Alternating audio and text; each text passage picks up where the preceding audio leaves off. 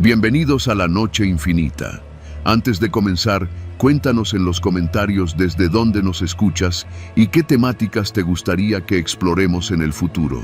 Leemos cada mensaje con atención y siempre tomamos en cuenta sus sugerencias para los próximos relatos. Sin nada más que decir, comencemos. Nunca quise hacer ese viaje solo, pero era eso o perder el trabajo. Mi jefe me lo pidió con ese tono que no deja lugar a negociación. Llevar una camioneta desde Tijuana hasta Mexicali, pasar la noche allá y regresar al día siguiente con unos documentos importantes. Te pago el hospedaje y la gasolina, dijo, pero lo que no dijo fue, vas a cruzar solo por la rumorosa de noche. Salí de Tijuana cuando ya eran casi las 10 de la noche. Cargué un termo con café y pasé a un Oxxo por unas botellas de agua y un paquete de galletas. Llené el tanque en la última gasolinera antes de adentrarme en el tramo federal. No había tráfico. El aire estaba denso y esa sensación seca y caliente del desierto comenzaba a colarse por las ventanas, aunque el clima del auto estuviera a todo lo que daba. Yo sabía que manejar por la rumorosa de noche era mala idea.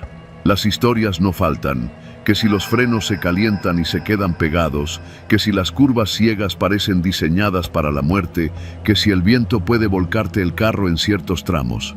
Pero lo mío no fue nada de eso. Lo mío fue peor, porque lo mío fue un hombre, un hijo de la chingada en un Bora plateado. Lo vi por primera vez cuando pasé el retén de la Guardia Nacional, poco antes de entrar al primer tramo de curvas. No le di importancia. Iba detrás de mí a buena distancia, sin luces altas, sin hacer nada raro. No me puse paranoico, todavía. Conforme avanzaba, la carretera se volvía más estrecha. No había señal de celular. Los acantilados a la derecha caían en picada y las barreras de contención, cuando había, apenas alcanzaban la altura de la rodilla. El café ya se me había terminado y la fatiga empezaba a entumecerme los brazos. Fue entonces que lo noté. El Bora ya no iba detrás. Ahora estaba a mi izquierda, a menos de 1 metro. Ni siquiera recuerdo en qué momento me alcanzó, pero ahí estaba. La ventanilla del copiloto bajada y desde dentro alguien lanzando una piedra. Sí, una piedra, no una piedrita. Una roca mediana, de esas que podrían romper un parabrisas si impactan con fuerza. La lanzó con una calma espeluznante y rebotó en mi cofre, sin romper nada, pero dejando un golpe seco y claro que me sacudió. ¡Qué chingados!, grité, apretando el volante. El Bora no se detuvo ni aceleró, solo se mantuvo ahí, a la par. Pude ver su silueta, un tipo delgado, con gorra, completamente solo. No miraba hacia mí, solo seguía conduciendo como si nada. Entonces bajó otra piedra. Lo intenté perder en la siguiente curva, reduje la velocidad de golpe y el Bora se adelantó. Por un momento pensé que ya se iría, pero no, me esperaba. Se detuvo más adelante, a un lado de la carretera, con las luces apagadas, y justo cuando yo pasaba junto a él, arrancó de nuevo y volvió a ponerse a mi lado. Esto no puede estar pasando, me dije, sudando, con las manos empapadas sobre el volante. No me atreví a frenar, tampoco a detenerme. Ahí no hay casas, no hay nada, solo piedra, abismo y silencio. El Bora me siguió durante más de 10 minutos. A ratos se adelantaba, a ratos me dejaba alcanzarlo. Cada vez que se emparejaba, otra piedra salía volando desde su ventanilla. Una me pegó en el retrovisor derecho, otra rozó el parabrisas y dejó una rajadura leve. Yo ya no sabía si llorar o gritar. Entonces vi el letrero. Precaución, zona de derrumbes, mantenga su distancia. Y más allá solo había niebla. Esa parte de la rumorosa es traicionera.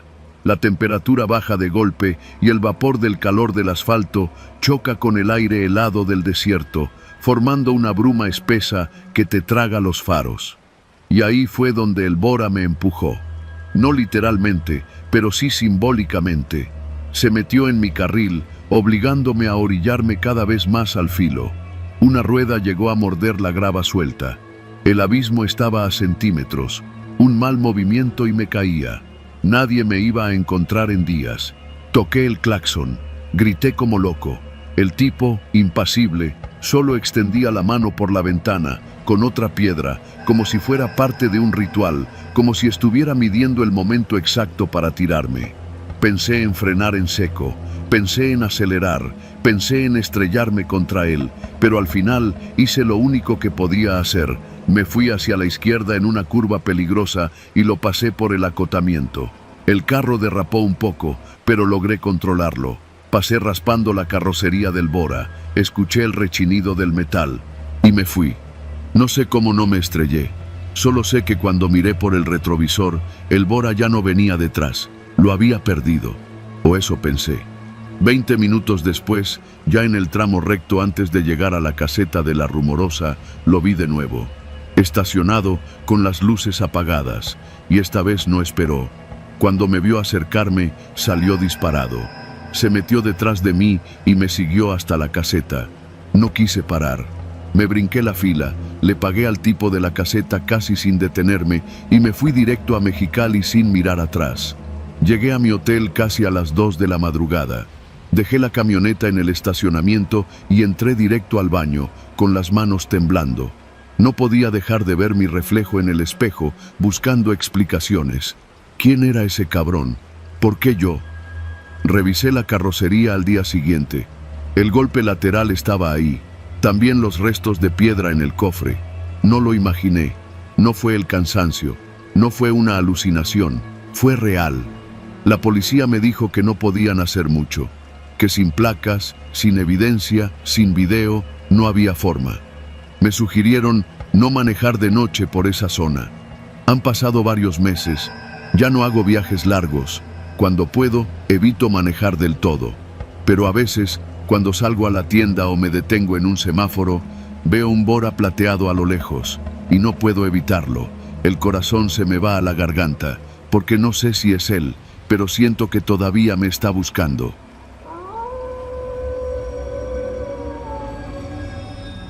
No soy de los que se espantan fácil. En carretera he visto de todo. Accidentes, levantones, animales destrozados, gente perdida. Pero lo que me pasó aquella noche en la curva rumbo a Sahuayo, nadie me lo quita de la cabeza. Era viernes, casi las 11 de la noche, y venía de Zamora manejando de regreso a Tizapán. El plan era pasar el fin de semana con mi jefa y volver el lunes. No tenía prisa. Había llenado tanque en Jacona y traía buena música.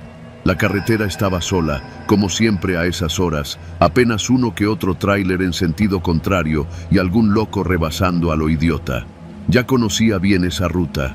Había manejado por ahí tantas veces que podía hacerlo casi sin ver, aunque en esa parte de la noche, cuando el monte se cierra y ya no hay pueblos ni faros cerca, todo empieza a sentirse distinto, más pesado, como si la oscuridad tuviera otra textura.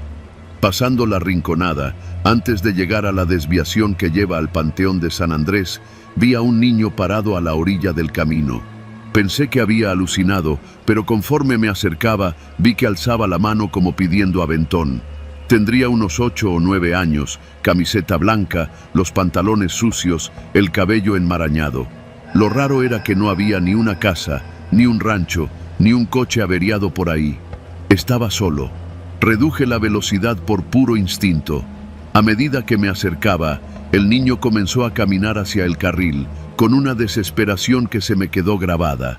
Me hizo señas con ambas manos y gritó algo que apenas alcancé a oír. ¡Ya vienen! ¡Ya vienen! Frené de golpe. Se subió sin que yo dijera nada, como si supiera que lo iba a recoger. Se metió en el asiento de atrás, sin hablar, respirando agitado. Cerró la puerta con fuerza y se agachó como si quisiera ocultarse. ¿Qué pasó?, le pregunté volteando por el retrovisor. No me deje aquí. Ya vienen, repitió, con la voz temblorosa. ¿Quién viene? Los de la camioneta. Tuve una sensación seca en la garganta. Miré por el espejo retrovisor y no vi nada. Nada más la curva, la maleza y el monte. ¿Te escapaste o qué? ¿Dónde vives? No contestó. Se tapó la cabeza con los brazos, acurrucado como si esperara una golpiza. Lo que hice a continuación no fue por heroísmo, fue puro reflejo.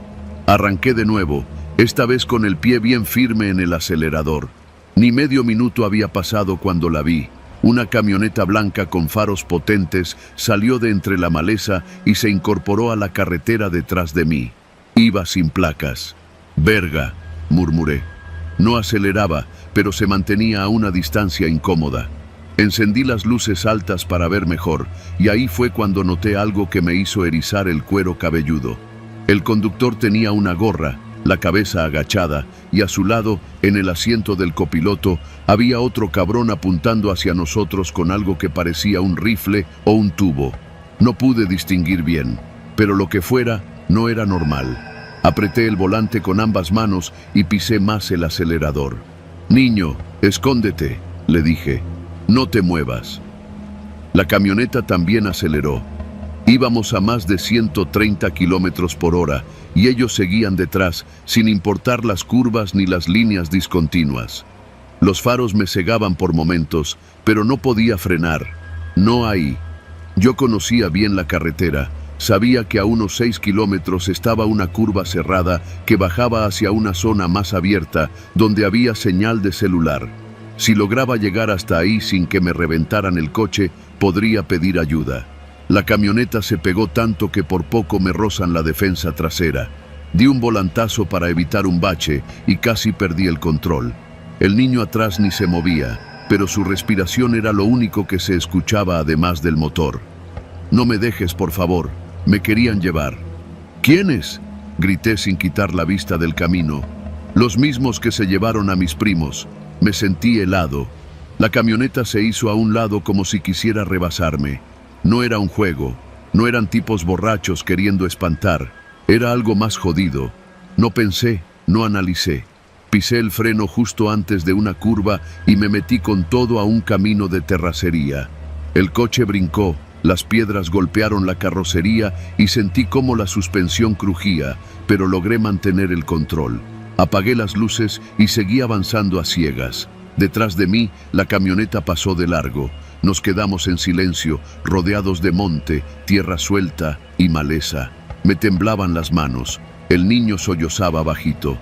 «Ya se fueron», le dije en voz baja, sin estar seguro. Saqué el teléfono. Tenía una línea. Llamé a emergencias. Tardaron en contestar.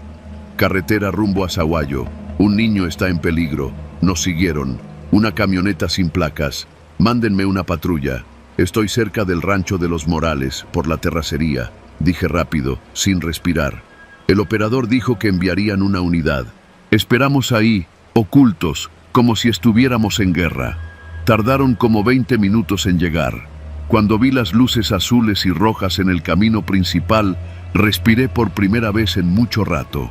Los patrulleros eran de Sahuayo. Me preguntaron todo. El niño no hablaba mucho, solo decía que se había escapado cuando lo iban a subir a una camioneta, que a sus primos los habían desaparecido meses antes en una feria, que nadie había hecho nada. No sabía su dirección, ni su apellido. Solo decía que vivía cerca del cerro, pero no recordaba más. Uno de los policías se puso serio al escuchar eso. «Ya van varios casos así», murmuró, mirando a su compañero. Me pidieron que los acompañara al Ministerio Público. Ahí estuve hasta casi las 5 de la mañana, haciendo declaraciones, firmando papeles, contando una y otra vez lo mismo. No me dejaron ir hasta que corroboraron que mi coche no tenía reporte ni vínculos raros.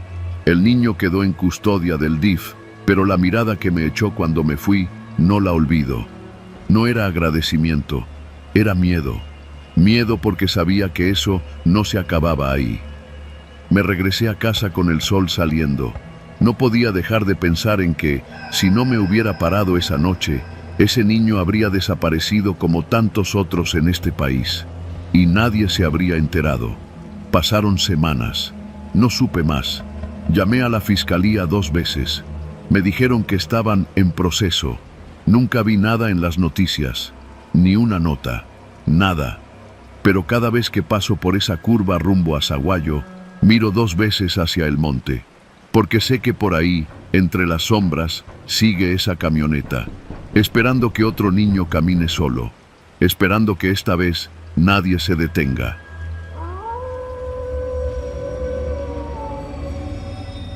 Siempre me ha gustado manejar de noche. No hay tanto tráfico, el aire es más fresco y el silencio de la carretera tiene algo que te pone a pensar, a reflexionar o a imaginar cosas que tal vez no deberías. Pero esa noche, en la carretera rumbo a Pinotepa Nacional, lo que viví no fue imaginación, no fue paranoia, fue algo muy real. Salí de la ciudad de Oaxaca pasadas las 10 de la noche. Había ido a dejar una carga de productos agrícolas y ya de regreso, la camioneta venía vacía, solo con el polvo del camino pegado al parabrisas y un par de garrafones de agua en la parte trasera. Mi esposa me había dicho que no me regresara tan tarde, pero no quería dormir en la camioneta ni pagar un hotelucho por solo unas horas. La carretera la conocía bien. Sabía dónde estaban los baches, los tramos en reparación y hasta los ranchitos con su luz de foco colgando. Nada me parecía peligroso. Eso creía. Pasando el entronque de Yamiltepec, unos 20 kilómetros antes de Pinotepa, noté algo raro. A lo lejos se veían luces intermitentes, como si fuera un retén. Reduje la velocidad, pensando que tal vez eran soldados o la Guardia Nacional. No era raro en esas zonas, pero conforme me acercaba, algo no cuadraba. No había patrullas, no había conos, solo una camioneta vieja, de esas Ford noventeras, atravesada en el camino, con las luces altas encendidas y un par de tambores plásticos naranjas a los lados. Me frené casi por completo. En medio de la carretera había un tipo con un chaleco reflejante, pero no tenía uniforme. En lugar de eso, traía una camisa de mezclilla y gorra. A su lado había otros 4 hombres, uno con una lámpara de esas de cabeza, otro con un tubo metálico y 2 más con palos. No llevaban insignias ni armas visibles, pero la actitud era clara. Eran locales. Un retén ciudadano, como les dicen. Yo ya había oído de eso. A veces se organizan para vigilar la zona, dicen, pero la verdad es que más de una vez han asaltado o extorsionado. Me sudaban las manos. El tipo de la gorra me hizo señas con la mano. No podía dar vuelta. Estaba solo, en plena oscuridad. No había señal en el celular. Si me echaba de reversa, igual podían seguirme. Bajé la ventanilla apenas un poco. «Buenas noches», dije, con voz firme pero educada. «¿Todo bien?» «Documentos, carnal», me respondió uno, sin siquiera saludar. Tenía los ojos brillosos. Tal vez estaba drogado o borracho. «Sí, claro», respondí, entregando la copia laminada de la tarjeta de circulación y mi licencia. «¿Algún problema?» Él miró los papeles sin mucho interés. Otro se acercó a revisar la parte trasera de la camioneta. Golpeó con la mano el portón. «¿Vienes vacío?» «Sí, regreso de Oaxaca. Entregué una carga esta tarde». «A ver, bájate», dijo el de la lámpara. «¿Perdón?» «Que te bajes. Vamos a revisar bien. Ya sabes cómo está la cosa. Seguridad». Con el corazón latiéndome en el cuello, bajé. Uno de ellos me palmeó los bolsillos del pantalón. No estaba revisando por armas. Estaba buscando la cartera. Cuando la sintió, sonrió. «¿Y eso qué traes?», preguntó, como si fuera una broma. Saqué la cartera y la abrí. «Llevo poco, solo lo del camino». «A ver, déjalo ahí, encima del cofre». Hice lo que me pidió. Los otros 4 ya me rodeaban. Uno incluso dio un golpecito con el tubo contra el suelo, como si quisiera que yo supiera que no estaba jugando. «Mira, compa, así te lo voy a decir», me dijo el de la gorra, con tono amistoso pero tenso. «Esta zona es caliente. Aquí no pasa cualquiera. Nosotros cuidamos el pueblo. Así que pues, una cooperación. Algo para la seguridad, ¿me entiendes?» «¿Cuánto?» «Lo que tú creas justo», me dijo. «Pero, que sea justo, ¿sí?» Sabía que cualquier cantidad les iba a parecer poca. Revisé mi cartera. Tenía 2 billetes de 500 y uno de 100. Saqué el de 100. «Es lo único que traigo para la gasolina. Ya hice el viaje». Uno de ellos bufó. El de la lámpara se acercó más. «¿Te estás burlando?» «No, señor. Es lo único». El tipo del tubo se movió, como para flanquearme. Los otros no decían nada, solo miraban. Pies firmes, postura tensa. «100 no alcanza ni pa'l foco del poste», dijo uno. «¿No traes más?», me insistió el primero. Nada, ni en el banco. Estoy vacío. Si quieren, revisen la camioneta. Se miraron entre ellos. El que parecía el líder se acercó al cofre, agarró el billete y lo olió. Luego lo arrugó y lo guardó. Te lo vamos a perdonar por esta vez, porque ya vienes vacío, dijo. Pero la próxima, si pasas, traes lo que corresponde, porque si no, te la vas a ver más difícil. Aquí no queremos problemas, ¿sí? Asentí. Me dejaron volver a subir, pero antes de cerrar la puerta, uno más se acercó. ¿A qué hora cruzaste Yamiltepec? Hace como media hora. ¿Y no viste nada raro? ¿Raro como qué? Unos camioncitos. ¿Algo detenido en el camino? No, todo normal. Bueno, te puedes ir. Arranqué despacio. Pasé la camioneta vieja con las luces altas que me deslumbraban. Apenas crucé el paso improvisado, aceleré. No miré por el retrovisor. No quise saber si me seguían. Más adelante, cuando por fin tuve señal, marqué a mi esposa. Le dije que todo estaba bien, que iba en camino. No le conté nada. Llegué a Pinotepa cerca de la 1 de la mañana. Dormí en la casa de un primo. Me sirvió un mezcal y me dijo que esos retenes eran cada vez más comunes. Dicen que son para protegerse del crimen, pero ya son otro crimen más, me dijo. Y tenía razón. Desde esa noche, cada vez que tengo que viajar por esa carretera, salgo de día. Si no alcanzo, duermo en el camino. Prefiero gastar en hotel a quedarme otra vez frente a 5 tipos con tubos, decidiendo si valgo más vivo que muerto. No me asaltaron, no me golpearon, no me quitaron todo, pero me robaron algo peor. Me quitaron la idea de que la carretera es libre, porque ya no lo es, y lo peor es que todos lo saben, pero nadie hace nada.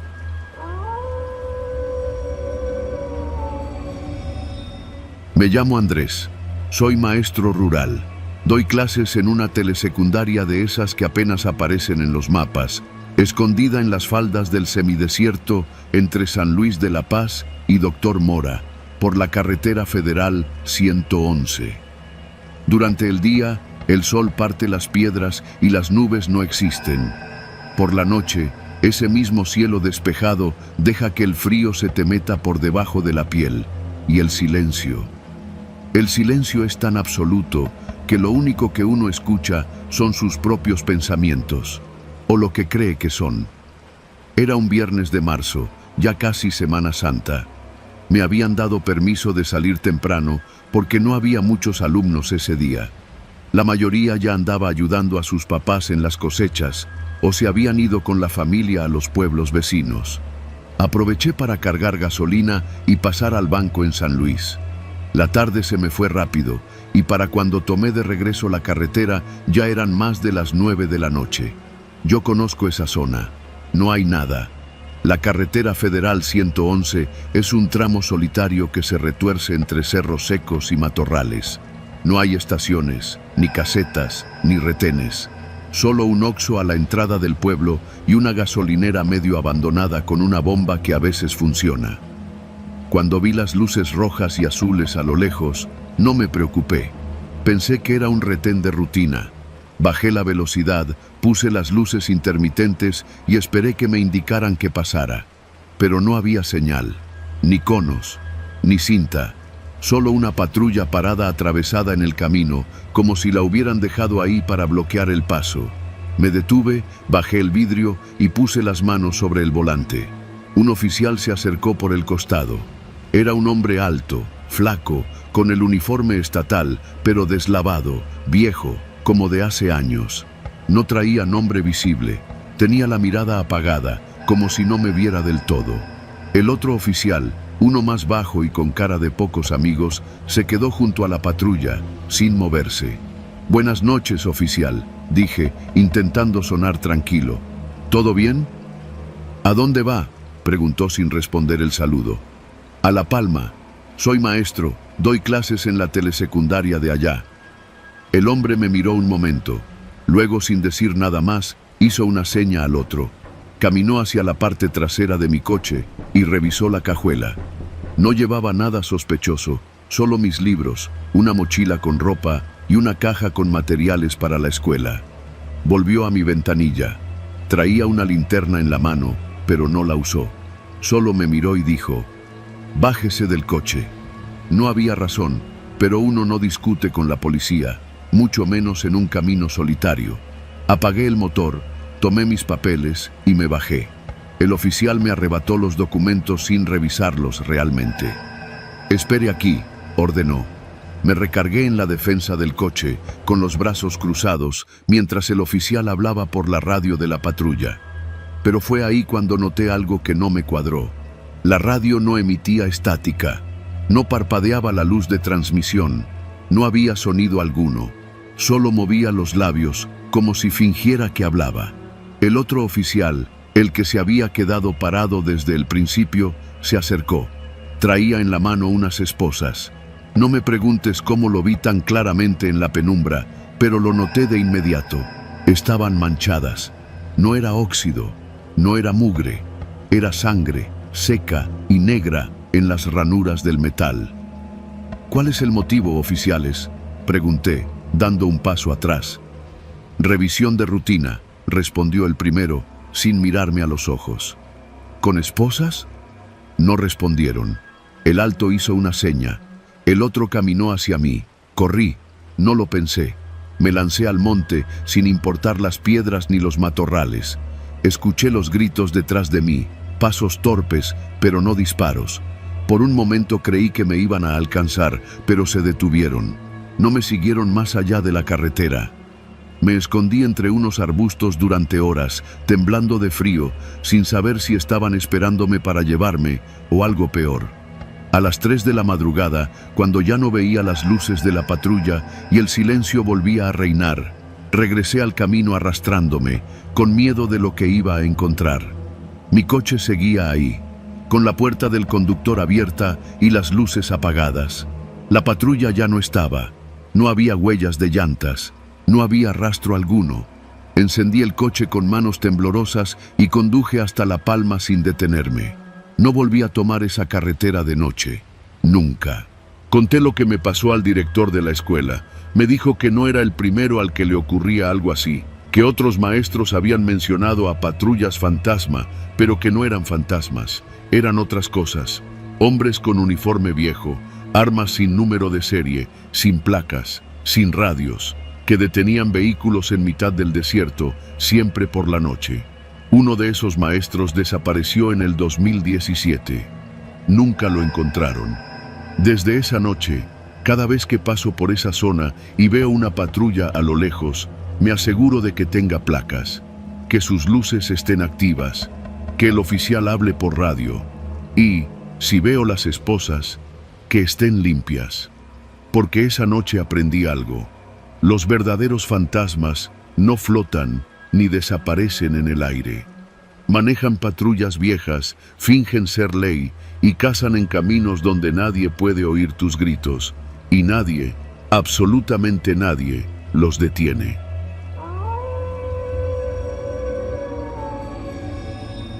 Eran casi las 10 de la noche y yo venía manejando desde Zihuatanejo rumbo a Pungarabato. No tenía por qué hacerlo a esa hora, pero ya conoces cómo son las chambas cuando uno trabaja por su cuenta. A veces te avisan tarde, a veces pagas tarde y otras, simplemente te gana la necedad. Venía solo en mi coche, un Tsuru blanco del 98 que había sido de mi papá y que aún daba guerra. No era la gran cosa, pero estaba entero y era mío. La carretera estaba oscura, con ese tipo de negrura que se traga la luz de los faros. Había pasado el crucero de Coyuca de Catalán hacía rato, y desde entonces no me había topado con ningún otro coche, ni un tráiler, nada. Tenía el estéreo prendido, pero bajo, solo para sentir que no iba completamente solo. Las canciones de banda me hacían compañía, aunque ya me las sabía de memoria.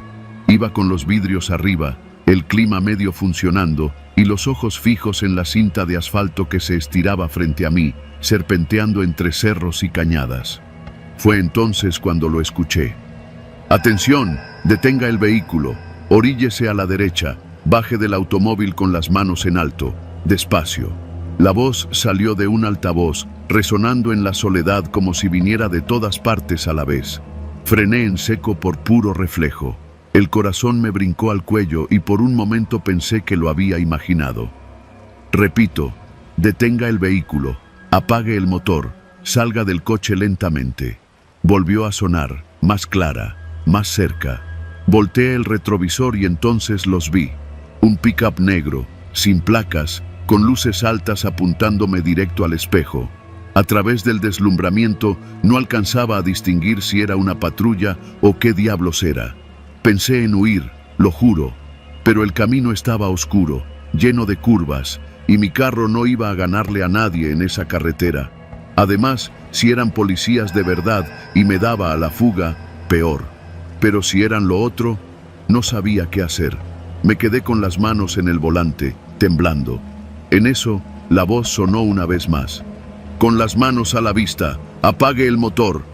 El sudor me escurrió por la espalda. Apagué el carro con la mano izquierda. La otra seguía bien visible, temblando sobre el volante. Entonces vi cómo la luz del pick-up cambiaba. Se bajaron dos hombres. Uno traía una lámpara grande y el otro algo que parecía un rifle. No parecía. Era un R-15, de esos que uno solo ve en las noticias. Vestían de negro, con pasamontañas. No eran policías. Y yo estaba solo, en medio de la carretera. Sal del carro, despacio, dijo uno de ellos, ahora ya sin el altavoz. Lo gritó. Su voz era clara, seca. No me moví. Te estoy hablando. Sal del coche con las manos arriba. Entonces algo en mi cabeza me dijo que no me moviera, que no hiciera caso. Tal vez fue instinto, tal vez fue miedo, pero algo me lo gritaba por dentro. No bajes del carro.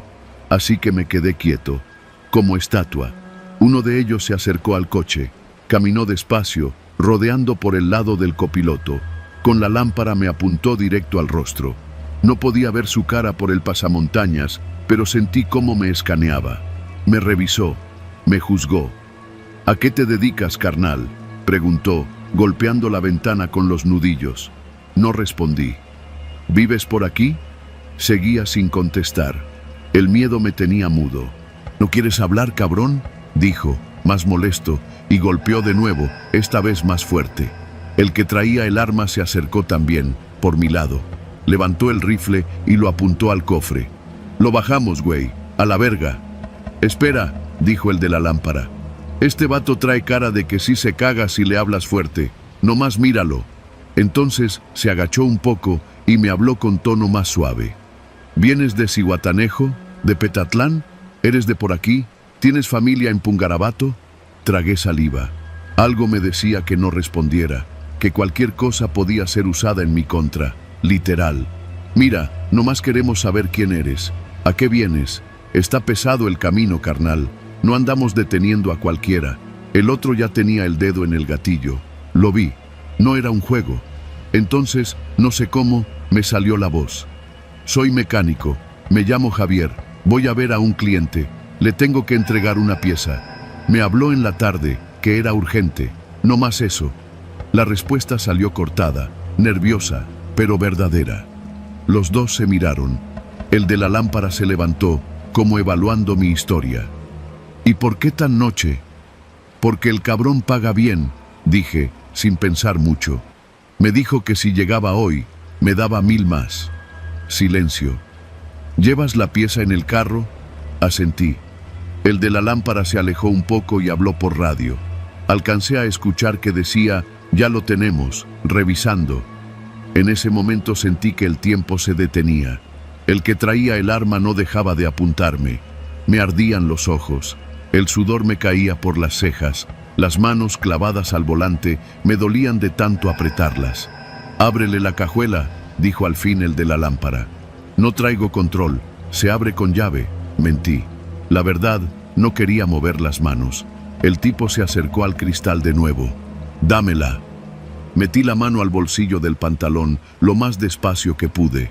Se la extendí por la ventanilla. La tomó y caminó hacia atrás. Abrí tantito el retrovisor y lo vi. Abrió la cajuela. Se quedó mirando unos segundos. Aquí está. Una bomba de agua, dijo. ¿Del cliente?, preguntó el del rifle. Sí, está nueva, envuelta. Se quedaron en silencio. Va, dijo el que tenía el arma. Bajó el rifle, pero no lo colgó. Perdona, carnal, no es contigo. Está caliente el camino. Hay mucha rata suelta. Sigue tu camino, mecánico, añadió el otro. Pero mejor no te pares hasta que llegues. ¿Sí? Asentí. Dejaron las llaves sobre el cofre. Retrocedieron al pick-up. Yo no me moví hasta que los vi alejarse. Encendí el motor con manos temblorosas. Las luces del pick-up desaparecieron tras una curva. No venían identificados, no tenían logotipos, no traían placas, pero actuaban como si fueran los dueños del camino. Tal vez lo eran. Seguí manejando hasta que llegué a Ciudad Altamirano. No me detuve ni para mear. Llegué con el cliente, un viejo amigo de la familia, y le entregué la pieza. No le dije nada. A la mañana siguiente me fui de ahí. Nunca volví a tomar trabajos nocturnos en esa región. Y cada vez que alguien me dice, es solo una carretera, yo recuerdo esa voz por el altavoz. Esa orden que me partió en dos. Sal del coche con las manos arriba. Desde entonces, cada vez que me encuentro en una carretera sola, con los faros llenando el mundo y el motor zumbando suave, me pregunto si esa noche, por cualquier detalle más, habría terminado muerto o desaparecido.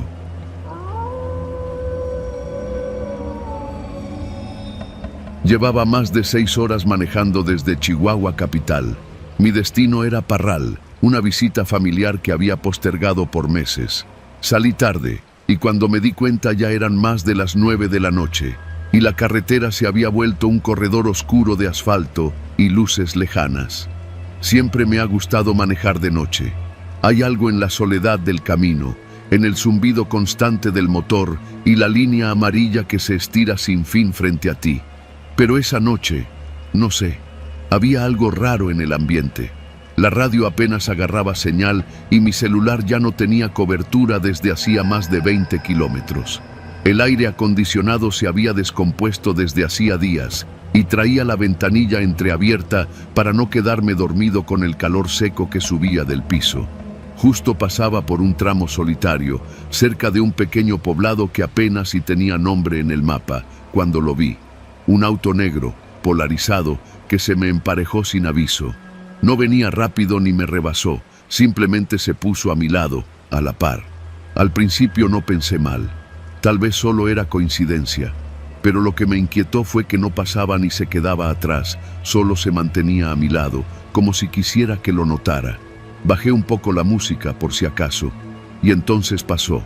Desde la ventana del copiloto de ese coche polarizado, una mano se asomó, no saludando, no haciendo señas para pasar, solo señalando hacia mí. Y después, como si hubiera esperado el momento justo, una voz masculina, ronca, directa, fuerte, gritó desde el coche: «Bájale al vidrio, carnal, nomás queremos platicar». Me paralicé. No sabía si me hablaban a mí o si era un malentendido, pero no había nadie más en kilómetros. Era para mí. Me quedé viendo al frente, fingiendo que no había escuchado, aunque el corazón ya me latía como tambor en la garganta. El auto se adelantó unos metros. Podía haber seguido su camino, pero frenó en seco, ahí, en medio de la carretera, como si fuera dueño del camino. Yo también frené, obligado. Me detuve a unos 5 metros de su defensa trasera. «Piensa rápido», me dije. Revisé por el retrovisor. Oscuridad absoluta. Volver no era opción. A la izquierda, monte. A la derecha, más monte. Y frente a mí, el coche negro con las luces intermitentes encendidas. El conductor bajó. Alto, delgado, con gorra y camisa de cuadros. Caminó despacio hacia mi coche. El interior del suyo seguía oscuro, pero juraría que había al menos otras 2 personas adentro. Cuando estuvo a mi lado, tocó la ventana. «Bájale, hermano, no te vamos a hacer nada, es nomás una pregunta». No obedecí. La mano en el cristal insistió, esta vez con más fuerza. «Nomás queremos platicar, pa». «¿O qué? ¿Te da miedo o qué?» Sentí que el aire se ponía denso. El sudor comenzaba a escurrirme por la nuca. No contesté, no bajé la ventana. Tenía las puertas cerradas y los seguros puestos. Lo miré de reojo. No tenía rostro violento. Era más la actitud lo que me ponía alerta, como alguien que ha hecho esto antes, que sabe cómo manipular. El tipo dio unos pasos hacia el cofre. Luego se giró y golpeó con fuerza el capó. «Bájale, cabrón, no te estoy preguntando». Fue cuando mi instinto se encendió. Metí cambio, giré el volante y di un volantazo hacia la brecha del monte. El coche saltó, las piedras crujieron bajo las llantas y los faros comenzaron a sacudirse como locos. Corrí entre arbustos y tierra suelta, mientras el tipo gritaba detrás de mí. Lo último que vi por el retrovisor fue que volvió a su coche y arrancaron en mi dirección. No sé cómo, pero logré avanzar por la brecha unos 200 metros. El polvo me envolvía, el volante temblaba, las ramas golpeaban los costados del coche. Finalmente me metí entre dos arbustos grandes y apagué todo. Luces, motor, incluso me incliné hacia el asiento del copiloto para no ser visible. Esperé. Pasaron tal vez 5 minutos eternos. Luego vi las luces. El auto negro pasó lentamente por la carretera. No se detuvieron. Parecía que no me habían visto, pero no me moví. Esperé casi media hora, sin hacer ruido, sin moverme, solo escuchando los grillos, los ruidos del campo y mi propia respiración.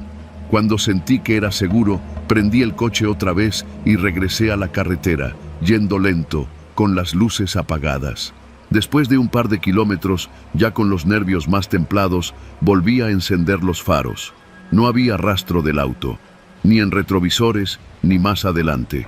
Pero el susto seguía en el cuerpo, como si me acabaran de jalar del borde de un abismo. Llegué a Parral pasada la medianoche. No fui directo a casa de mi familia. Fui a una gasolinera, pedí un café cargado y me senté en la banqueta. Le conté al encargado lo que me había pasado. Solo negó con la cabeza y me dijo: «Esa carretera está bien caliente, carnal. De noche no hay que pararse. A varios les ha pasado algo parecido. A veces es para robarte, otras, quién sabe, pero siempre empieza igual. Nomás queremos platicar». Esa frase me taladró el cerebro, porque no se trata solo de miedo, es manipulación. Buscan que bajes la guardia, que creas que puedes controlar la situación. No volví a manejar de noche por esa ruta, y cada vez que alguien me dice que va a Parral de noche, le digo lo mismo: no bajes el vidrio, no platiques, no frenes, porque no están buscando conversación, están buscando oportunidad, y si les das una, tal vez no vivas para contarla.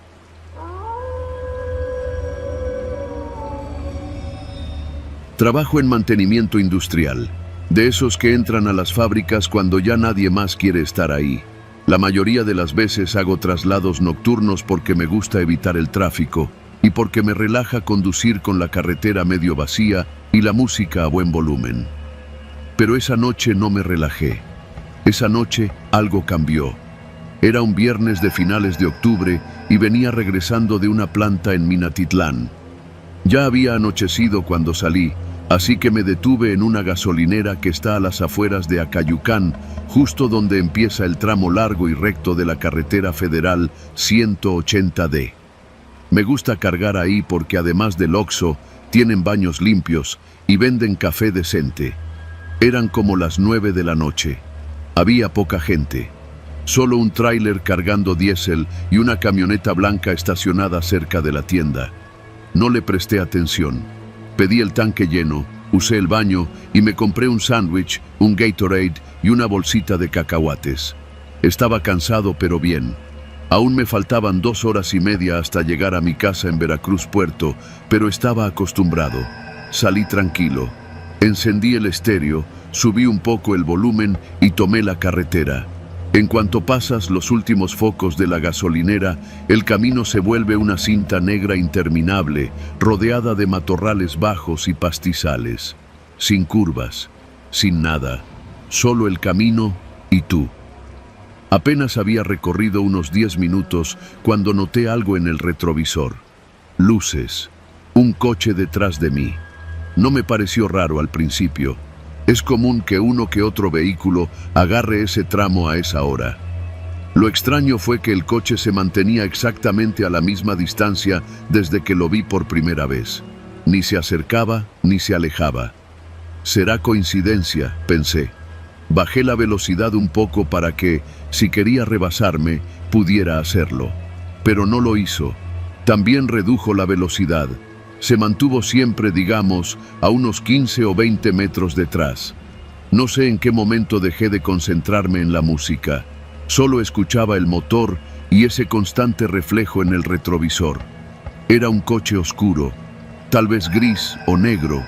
No distinguía la marca, pero los faros eran fuertes, blancos, de esos nuevos que encandilan. Me incomodaban. Pensé en detenerme, en salirme al acotamiento un momento, pero ese tramo no tiene muchas salidas, solo la carretera y la oscuridad. Aceleré, solo para probar. Pasé de 90 a 110. El coche detrás también, sin esfuerzo, sin perder la distancia. Era como si estuviera anclado a mí. Apagué la música. El sonido del motor llenó el habitáculo. Ya no era una noche relajante. Era una noche densa, con una tensión en el pecho que no supe de dónde había salido. Entonces se encendió una llamada por Bluetooth. «Mamá», contesté sin pensarlo. «¿Bueno? ¿Ya vienes?», preguntó su voz cansada. «Sí, ya salí hace como 20 minutos». «¿Todo bien?». «Sí». Dudé. «Bueno, sí, solo hay un coche que me viene siguiendo, desde la gasolinera». Ella no respondió de inmediato. Solo escuché el zumbido de la línea. «¿Te rebasó?», preguntó por fin. «No, y eso es lo que me preocupa. Está siempre a la misma distancia, como si no quisiera pasarme, solo estar ahí. Puedes salirte en la próxima caseta». Eso pensaba. La de Cosoleacaque está como en 20 minutos. «No te detengas, no pares en ningún lado solitario, ve directo a esa caseta y no voltees». «¿Cómo que no voltee?». «No me preguntes, solo hazlo». No me gustó su tono. Conozco a mi madre, no es miedosa, no es de esas personas que se sugestiona fácilmente. Algo le hizo decir eso. Algo en su voz me puso más nervioso de lo que ya estaba. Colgué. Me fijé en los espejos laterales. El coche seguía ahí. Mismo ritmo, misma distancia. Apreté el volante. Sudaba. Estaba seguro de que si pisaba el freno de golpe, él también frenaría. Si giraba el volante al acotamiento, él haría lo mismo, como un espejo. Pero no podía confirmarlo, porque no iba a frenar, ni iba a detenerme. Pasaron otros 10 minutos. El camino era una copia de sí mismo, recto, sin señalamientos, sin vida. Solo nosotros dos. Empecé a notar que mis manos se entumecían. Llevaba los nudillos tan apretados que el cosquilleo me subía por los brazos. La tensión me estaba ganando. Vi una salida secundaria. Era de terracería, un acceso a un rancho. Pensé en tomarla, en perderlo, pero no lo hice. Seguí recto. Mejor llegar a la caseta. Luz, gente, cámaras, lo que fuera. Faltaban 5 minutos para llegar. Lo sabía porque siempre veía el letrero luminoso que dice «Caseta de cobro Cosoleacaque a 5 kilómetros». En ese punto, el coche de atrás empezó a acercarse, lentamente, casi imperceptible, como si supiera que el juego se estaba por terminar. En el retrovisor vi cómo se acercaba. Ahora podía distinguir mejor. Era un sedán negro, sin placas delanteras. El conductor, no pude verlo. Los vidrios eran oscuros, oscuros de verdad, como espejos, pero el coche no me rebasaba, solo reducía la distancia. Ahora estaba a unos 7 metros, luego 5. Mi corazón latía tan fuerte que pensé que me iba a desmayar. Cuando vi la caseta al fondo, iluminada, con un par de coches detenidos, sentí que por fin podría respirar. Me pegué al carril más derecho. El coche de atrás se mantuvo en su línea, detrás de mí. Entré a la caseta, bajé el vidrio, saludé al cobrador. Mi voz temblaba. «¿Todo bien?», me preguntó al ver mi cara. «Sí, solo... ¿Puede ver ese coche?», señalé con la cabeza. «¿Cuál coche?». Volteé. No había nada, vacío. Ningún vehículo detrás, ni luces, ni sedán, nada. Me quedé helado. El cobrador se me quedó viendo. ¿Seguro que venía alguien detrás? Lo juro. Lo seguí viendo durante más de media hora, desde Acayucán. Era un sedán negro. Venía justo detrás de mí. El hombre me miró con cautela, como si ya hubiera escuchado algo parecido antes. ¿Venía desde la gasolinera? Asentí. Él bajó un poco la voz. Usted no es el primero que dice eso. ¿Cómo? A veces pasa, cada tanto, gente que carga ahí, sale sola y asegura que un coche lo sigue, siempre igual, sin placas, sin luces traseras, nunca rebasa. Y luego se desaparece antes de la caseta, así como a usted, como si nunca hubiera estado ahí. Tragué saliva, mi garganta estaba seca. ¿Alguien lo ha visto completo, de cerca? El hombre negó. No, pero hubo una historia. Un taxista hace años. Él sí se paró. Pensó que era una patrulla. Se bajó del carro. Al parecer, el otro conductor también se bajó. Pero nunca dijo qué vio. Solo que se largó corriendo, dejó su taxi encendido y no volvió a trabajar. Me quedé en silencio. Pagué la cuota. El cobrador me entregó el ticket con una expresión de respeto incómodo, como si me estuviera diciendo sin palabras, tuviste suerte. Seguí mi camino. La carretera después de la caseta tiene más tráfico, camiones, retenes, iluminación, pero esa sensación no se fue. Aún hoy, meses después, cada vez que paso por ahí, apago la música, bajo la velocidad y reviso el retrovisor, siempre. Porque no sé si lo que vi esa noche fue real, pero tampoco puedo asegurar que no lo fue. Y lo peor no es lo que pasó. Lo peor es pensar que puede volver a pasar y que la próxima vez sí decida rebasar.